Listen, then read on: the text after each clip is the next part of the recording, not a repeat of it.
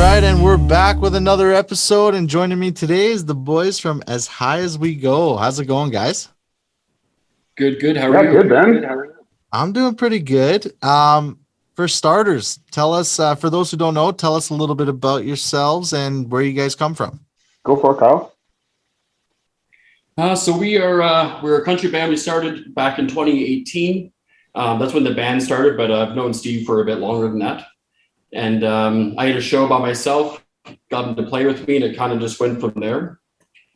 And he's just a great musician, and I'm like, I need someone like that to create music with. Awesome. Yeah, we met at an open mic. I was doing open mics here in Airdrie, and his sister and I worked together, and she brought him out to an open mic one day, and we played The Dance by Garth Brooks, because it was the only song at the time that I really knew to play that was like full-blown country. And Kyle opened up his face, and that sound came out of him, and I'm like, oh my God, we should write some country music songs together. For sure. And here we are 3 years later. Nice. And okay, so you guys are from the Calgary area. One's from Calgary, one's from Airdrie, though, right? Yeah. We say we're based out of Airdrie. I think most of the stuff that we do is, we say that we're based from Airdrie, but Kyle lives like way south Calgary. Right. Okay. And okay, so tell me about your name, because I was reading something earlier that you guys had different names over every show or something like that, and then you guys finally got this one. So tell us how this one stuck. So basically, our first couple of shows, we didn't have a name yet. We went through a few names, changed it every time we go, and then once we started getting it going a bit, Steve asked me outside a venue we were playing at, and he said, "How far do you want to go with this?" And I just said, "As high as we go." All right. So basically, or like as how, I think I said it was like, how high do we want to take this? Yeah. As high as we can go. What were some of the past names you guys had? I remember the Gentlemen, and that's it pretty much. The Gentlemen? Like the Gentle, and then like Spacemen. Oh, okay. I don't know. We were just booking stuff, and I'm kind of like every time that we played somewhere, we would just whatever the name of the day was. Yeah, interesting. Until something stuck. We kind of had that idea right from the very get go. Right. Okay. We didn't want to just throw out any name. We wanted to get something that fit us. You know what I mean? Yeah, absolutely. All right. Okay, it's been a crazy year, COVID, pandemic. What are you guys looking forward to most now that restrictions are lifted? Ooh, playing live. Yeah. Yeah, we've done a couple. We played a couple shows. Yeah, you guys have done a couple already? Yeah. Nice. And we did. Sorry, we're getting I get a bit of delay sometimes through this. Yeah. Yeah, you guys, what's one good thing you guys maybe have taken from the whole quarantine and pandemic stuff? I think it was nice to take a break for a minute, because I play music full time, or I teach music, and I just work in that world. And I remember there was like a little tiny, like it sucked for everybody because nobody could play live or do anything. But the little tiny luxury that I found in there was that I literally didn't have social media on my phone for about 3 months. And I was the happiest person I've ever been in my life for 3 months. Smart. And then when things kicked back up, now we've got our friend Kayla to do social media for us now. But yeah, when things got back into it, I'm like, you know what? I don't even want to be a part of this world anymore. I do, but I don't want to be like it's so, everything changes so fast in that world. And I just want to write songs and play music with Kyle. Yeah. So yeah. Absolutely. We try to stay away. Sorry, go ahead. I think the main part for me was being away from people so long and not like playing for people face to face and getting that interaction. Yeah. That was the thing for me, was to get back into it, and it was great. I missed it a lot. So yeah, absolutely. I know you're going back to the social media thing. I know being in this industry, it's almost made me hate social media, but I know it's the whole game. So it's like I'm learning how to like spend less time on my phone, where I can like maybe set up, times where they just comes out and that kind of stuff. But dude, I've found I was always on my phone. So it's smart that you're like got off your phone for a few months because that's it was really nice there. And then, and then there's like the reality, like I'm like the old guy with like TikTok accounts, like I'm like, what, like it's just, there's this like, most of my friends that are my age are kind of like, oh, I'm like, oh, you have a TikTok account? I'm like, I got to upload something on TikTok today. So now we got, like I said, now we've got Kayla that just kind of does all that for us, which is nice. Yeah, that's good. Awesome. And then she just asks us for stuff. Like we just give her content. Yeah, for sure. Okay. What would you say was your guys' biggest struggle of all of it? Go ahead, Kyle. I'm going to let you answer every time first, Kyle. I think the struggle. Then we got a flow. Then we got a better flow because we're all in different rooms here. Like the struggle as a band as a whole. Yeah, or even just yourself. What was your biggest struggle with the COVID? Like, so basically, like I don't think it was a struggle as much as we kind of grew with each other. Okay. I've known Steve before the band, but I didn't actually know him personally that well. So as we kept doing the band, I started to know him more as a person, vice versa. And there's those little quarrels or those little, what I mean, where you kind of just get to know the person internally. Right. And then that kind of reflects in the music that you're making, right? Yeah, for sure. Okay. Steve? Can you repeat the question again? Sorry. What would you say is your biggest struggle that you had during COVID and the pandemic? I mean, for me, financially, like, I teach music. I also book venues and I was doing a couple open mics. So every single thing that I had as an income stopped being an income pretty much like all at one time. And yeah, so I think financially was probably the roughest. And, the government was good with certain things, but even then it's still like a fraction of what I make generally. So it was like you have to adapt to that. Not being around people didn't bother me so much because I am a bit of an introvert, I think, from time to time.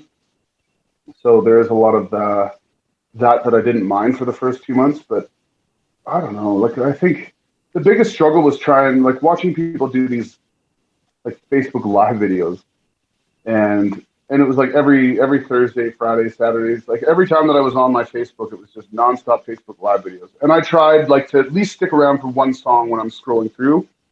But then like we tried to do it. Like, we did it the first time that we did it. We actually had like 15,000 viewers or something at one point. Not at once, but like in total, which is kind of like, oh, that must have hit some sort of algorithm or something because never happened again. Yeah. But I literally just like taped my cell phone onto like a microphone stand out front of my house, and we just played for nobody across the street. There's maybe 10 people that were there, but by the end of it, there was all these people that kind of came around. But the technical side of things, like, like worrying about getting this shared to all these different groups and doing all this stuff on our own, it kind of killed me wanting to play live at all during the pandemic, to be totally honest. Right. I guess that goes hand in hand with the social media thing, right? Yeah, for sure. Yeah, it's I know myself with the interviews that like I didn't want to start the online stuff. I wasn't a fan of it. I didn't think it was great. And then I was like, well, it's probably the new norm, so I should probably jump on board, and here we are. And in the end it turned out to be good because I was, able to connect with you guys now being 3 hours away and being able to connect with people across the country. So I guess it's worked out, but at the start, I hated it. Yeah, you definitely have a bigger reach now. Yeah, so it's good. It definitely has its pros and cons for sure. But with COVID, the worst thing was not being able to play for a live audience for me. Yeah, absolutely. I definitely believe that. So cool. They tried to make us play with masks there for a minute too. That was pretty crazy. Not that I'm anti-mask, but it's like the physics of like trying to sing through a mask. I'm like, okay. Yeah. That's weird. I know, like someone else had a show recently where even the singer still had to wear the mask, and I was like, I know, like he had Drew Gregory, and then had his whole band, and Brandon Lorenzo was playing. They did like the hotels. It's like the hotels thing in Calgary. And I'm like, how do they like? Why do they have to wear masks? I guess the band maybe kind of made sense because they were all like next to each other. Yeah, But I'm like, these people are, on the ground level of like, and people are on their balconies. Like they're nowhere near close to anybody, I and they agree. still have to wear a mask. Like, oh, like that to me is, like I said, I'm not anti-mask personally, but like to walk into a pub with a mask on was like a non-issue for me. Or to like walk into a restaurant or anything, but like these people that had to work in the kitchens of restaurants and stuff for like 10-hour shifts with a mask on, I'm like, oh, I never even thought of that until recently, to be honest. Yeah, it's good. Well, I know people are still wearing masks, but at least it's kind of going away. It's, Good parts. yeah, I mean, people Slowly. can make the choice. Yeah. So cool. All right. Let's talk your newest single, Be Still, My Beating Heart. Tell us about this song and how it all came together. So this is our new single, which will be out July 9th, as we did say. But basically, we wrote this song one day. It was like a songwriter's program. You had to write a new song and get this new song. So we did this song, like wrote it, recorded it, everything else probably within 7 hours, I think. Okay. It's 7 hours. Yeah, 7.5, I think. But basically, yeah, we just sat down in the kitchen table, thought of every idea we could together, and just kind of let the pen hit the paper. Nice. Okay. And We did record it. We recorded a demo, we should say, of it that day. We didn't record like the final version. Um, yeah, we kind of wanted to write. It's kind of like a failed love song almost. Like it's not the happiest song in the world, but it certainly doesn't come across that way. I don't think it's like a failed love song of almost just like living like so far away from somebody that you used to see all the time. right. Okay. And and it kind of, I think at the end of it, it's kind of like no matter what happened during that time, it was kind of like, you still saw the beauty in the person or whatever. Like, yeah, it's like a one-sided love story. Okay. Perfect. And now, does this come from like life experience, or is this just a song you guys put together randomly? I think we kind of at first, I always like the idea of "Be Still, My Beating Heart" in a song. I always like the idea of using like some sort of catchphrase that everybody knows. Yeah. In a song. We didn't really, I didn't really like the idea of titling it this though, but I mean, the other title that we had that was a working title ended up kind of sounding a bit more, it was like confusing, I thought.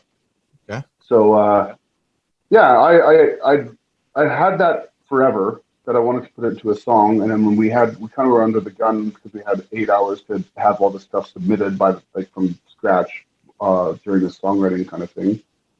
And we tossed around a few ideas, and I said, well, let's try to put this in there and see what happens around that. And it was, yeah. I mean, I think there's a touch of it that might be a little bit. I did have a breakup during COVID.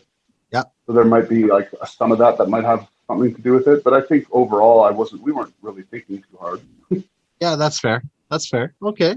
It just turned out all right. Yeah. Do you guys co-write a lot, or do you guys kind of just do your thing and write your own songs? For the most part, like some of the songs Steve had written in the past. Yeah. And then there was our song "Little Town" we did with Christine, but this was the first song that Steve and I actually did, just him and I.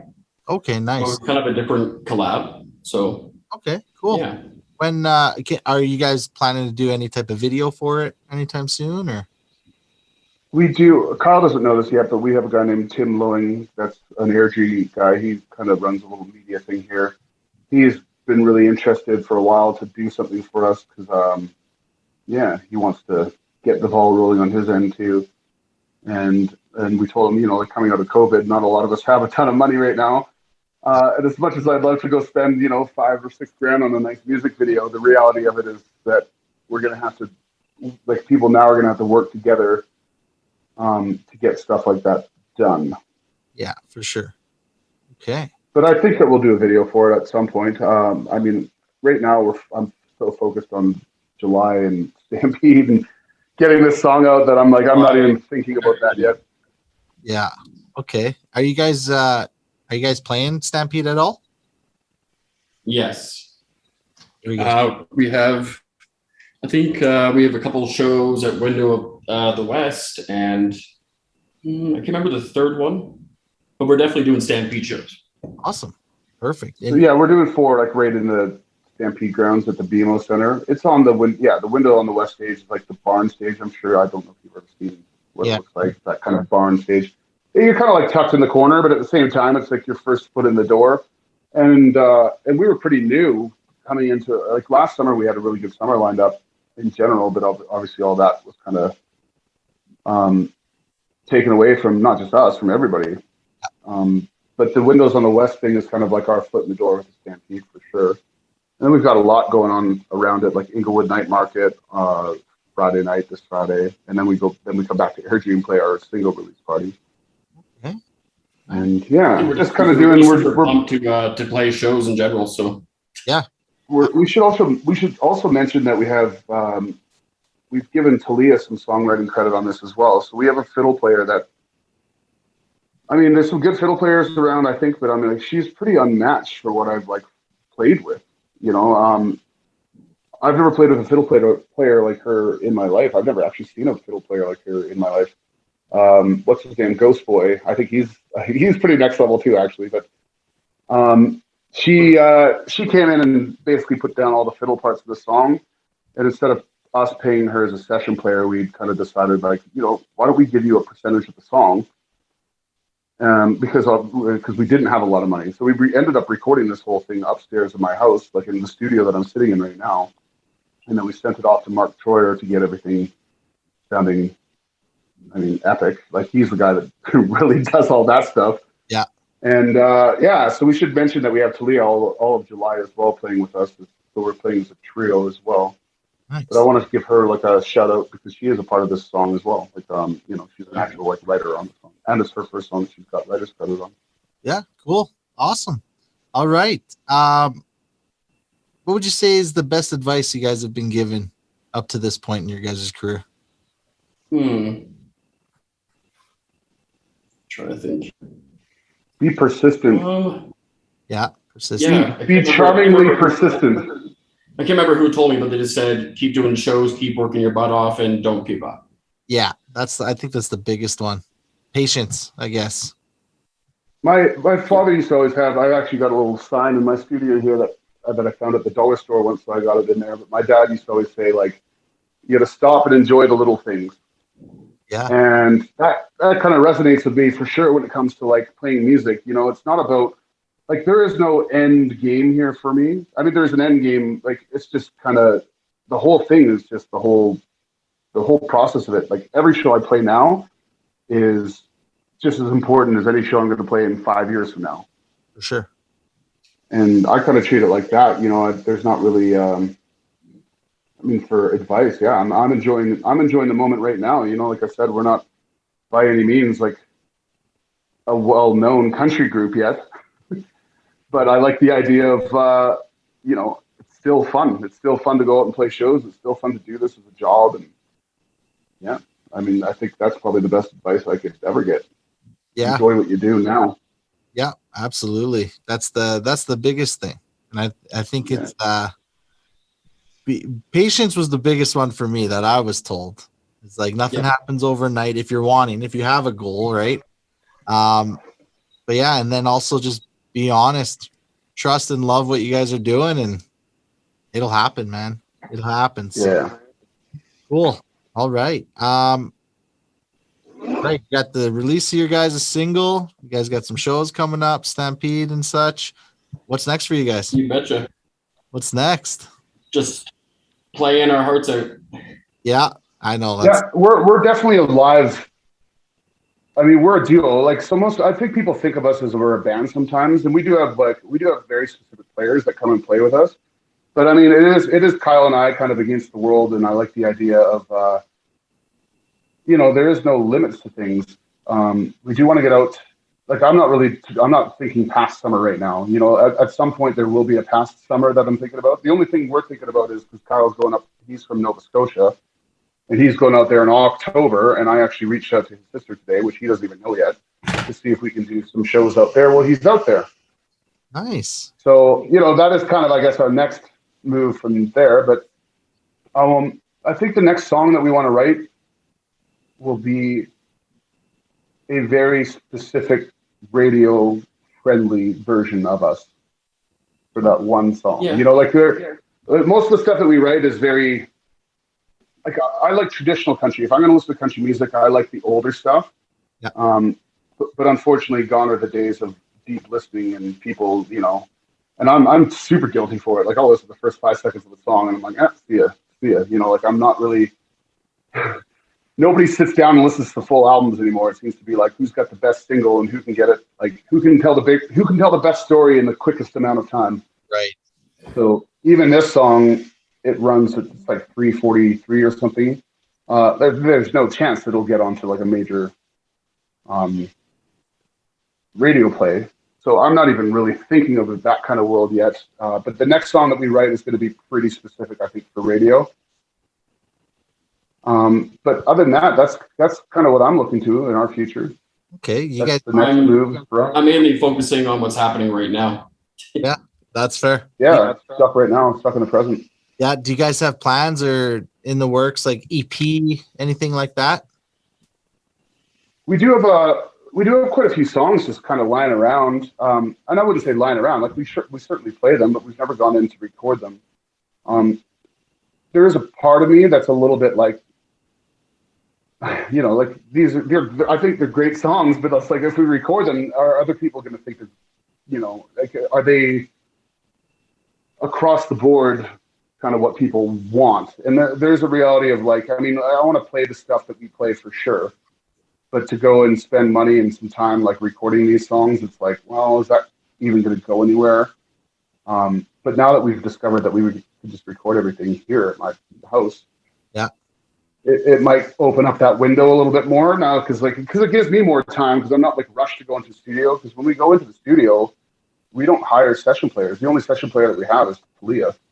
Right. So I basically go in there and play everything, and it takes time because I have to start with drums and a scratch track and a quick track and drums, and then build on top of that. And then Kyle comes in and does his thing, and Talia does the fiddle. So when I do it at home, I have like all the time in the world almost, right? So I'm not stressing out about, you know, I'm not trying to, like, there's an organic way to the things that I do things, I suppose, or the way that I do things. That's very, I mean, my personality is, if I'm going to go through a song, I don't want to do a lot of edits. I mean, the edits I have to do anyways, or Mark does. Mark edited like this whole song pretty well.